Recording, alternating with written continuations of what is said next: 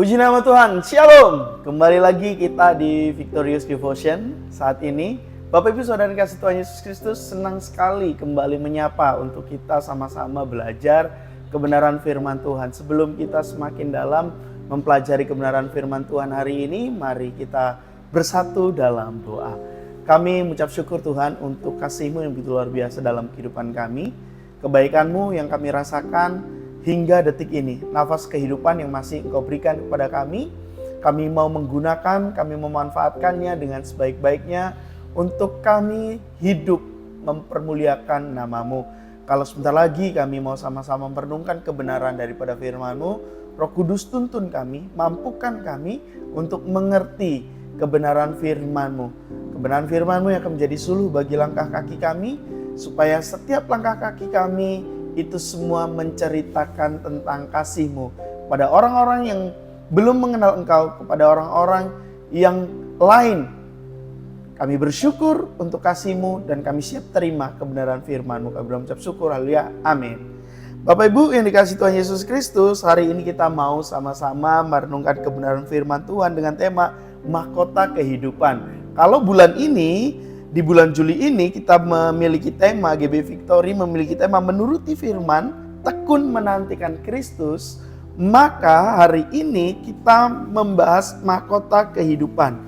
Menuruti firman dan tekun menantikan Kristus adalah hal yang sudah seharusnya orang Kristen miliki. Jadi menantikan Kristus, mempraktekkan firman, menghidupi firman itu seharusnya bukan lagi menjadi sebuah kewajiban, tetapi sebuah gaya hidup, lifestyle. Karena apa? Karena kita orang-orang Kristen, ya, Kristen artinya pengikut Yesus atau pengikut Kristus. Sudah barang tentu itu menjadi sesuatu yang wajar, yang lumrah, yang tidak perlu dipaksakan, yang tidak perlu ditekan-tekankan. Karena sebuah kesadaran yang dari bawah alam sadar kita muncul sendiri. Aku pengikut Yesus, aku pengikut Kristus. Otomatis lifestyle-nya yaitu apa? Menuruti firman, tekun menantikan Dia. Karena menantikan Dia itu merupakan sebuah sikap di dalam meresponi janjinya. Nah, jadi pada saat kita menuruti firman dan tekun menantikan Kristus, akan ada janji yang kita terima dari Dia, yaitu apa? Mahkota kehidupan. Terkadang kita kebanyakan orang bertanya, kalau aku sudah lakukan ini aku dapat apa? Kalau aku sudah lakukan ini reward untuk aku apa?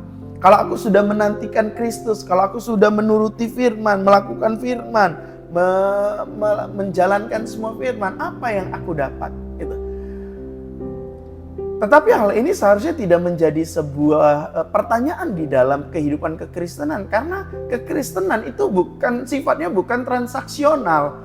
Bukan apa yang kita lakukan lalu kita dapat apa. Bukan seperti itu. Bapak Ibu Saudara yang kasih Tuhan Yesus Kristus. Tetapi di dalam kekristenan harus dibangun sebuah kesadaran. Di mana menuruti firman dan menantikan Kristus bukan lagi sesuatu yang sifatnya transaksional. Kalaupun memang sudah disediakan mahkota kehidupan. Nah, jadi ada harga yang harus dibayar untuk kita bisa mendapatkan mahkota kehidupan tersebut. Ayat bacaan kita terdapat dalam Wahyu 3 ayat 11. Mari kita baca untuk kita semua. Aku datang segera. Ini Tuhan Yesus yang mengatakan. Janjinya Dia datang. Ini yang kita harus tekun menantikan Kristus. Karena apa? Dia bilang aku datang segera. Peganglah apa yang ada padamu, supaya tidak seorang pun mengambil mahkotamu. Nah, mahkotamu di sini terjelaskan bahwa adalah mahkota kehidupan. Apa itu mahkota kehidupan? Mahkota itu merupakan simbol. Simbol dari berkat, simbol dari upah, simbol dari penghargaan. Nah, di dalam Wahyu 3 ayat 11 ini Bapak Ibu Saudara yang kasih Tuhan Yesus Kristus, saya membagikan 3 makna daripada mahkota kehidupan. Ada 3 makna yang kita pelajari dan kita dapatkan dari makna mahkota kehidupan itu. Yang pertama, mahkota kehidupan itu adalah janji kehormatan dan kuasa di masa yang akan datang, di masa depan. Yang kedua, mahkota kehidupan juga berarti karangan bunga kemenangan. Seperti karangan bunga kemenangan untuk orang yang menang dalam perlombaan, dikasih karangan gitu. Ya, walaupun terkadang orang memiliki pandangan bahwa apalah artinya bunga, paling 2-3 hari langsung layu. Tidak seperti itu Bapak Ibu Saudara dikasih Tuhan Yesus Kristus. Memberikan bunga itu merupakan sebuah apresiasi yang dalam, sebuah ungkapan perasaan yang mendalam gitu. Jadi makna daripada mahkota kehidupan tersebut gambarannya seperti itu. Dan ketiga, makna mahkota kehidupan adalah kerajaan yang dijanjikan Allah kepada orang-orang yang mengasihi Allah. Dan kalau misalnya kita baca di dalam Yakobus 1 ayat 12, saya bacakan untuk kita semua. Berbahagialah orang yang bertahan dalam pencobaan, sebab apabila ia sudah tahan uji, ia akan menerima mahkota kehidupan yang dijanjikan Allah kepada barang siapa mengasihi Dia. Nah, Bapak Ibu Saudara yang kasih Tuhan Yesus Kristus, pada saat kita sudah mengetahui ada janji mahkota kehidupan yang sudah diberikan, tetapi ada hal yang harus kita ingat, yaitu apa?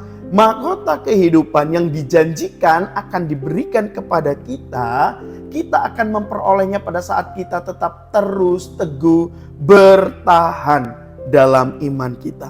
Coba aja kalau kita membaca di ayat-ayat yang sebelumnya, di dalam Wahyu 3 ayat 11 dan sebelumnya, ada kata di situ katanya pencobaan, trial, ya, kata pencobaan di situ trial, bukan temptation, ya, tapi tes. Kita lulus dari tes itu, kita lulus dari pencobaan itu, maka Alkitab mencatat dengan jelas bahwa kita menerima mahkota kehidupan. Nah, ini pentingnya kita mengetahui membaca Alkitab secara menyeluruh. Jadi pada saat kita tahu mahkota kehidupan, kita bukan hanya sekedar ada janji yang diberikan mahkota kehidupan, tetapi ada hal lain juga yang sangat penting yang harus kita perhatikan, yaitu apa? Bertahan. Mari kita sungguh-sungguh bersandar kepada Kristus dan kita menang atas pencobaan itu. Karena hanya dengan menang, hanya dengan bertahan di dalam iman, mahkota kemuliaan dan mahkota kehidupan itu kita terima. Ada jalan salib yang harus kita lalui. Ada via dolorosa yang harus kita lewati. Terkadang sekarang saya sedang berpikir seperti ini. Tuhan Yesus yang begitu mulia, kenapa dia mau menerima mahkota duri? Sementara saya makhluk yang tidak mulia, makhluk rendahan, saya berjuang-juangan, saya berjuang mati-matian untuk mendapatkan mahkota kemuliaan. Kan ini paradoks, saya mikir, Tuhan Yesus Kristus yang mulia mau pakai mahkota duri, tetapi saya yang rendah mati-matian cari kemuliaan, cari pujian, cari sanjungan. Wah, ini kan sebuah paradoks yang sangat berbeda sekali. Jadi pada saat kita mau mendapatkan mahkota kehidupan, kita mau mendapatkan mahkota kemuliaan, kita harus mau melewati jalan yang Yesus jalani.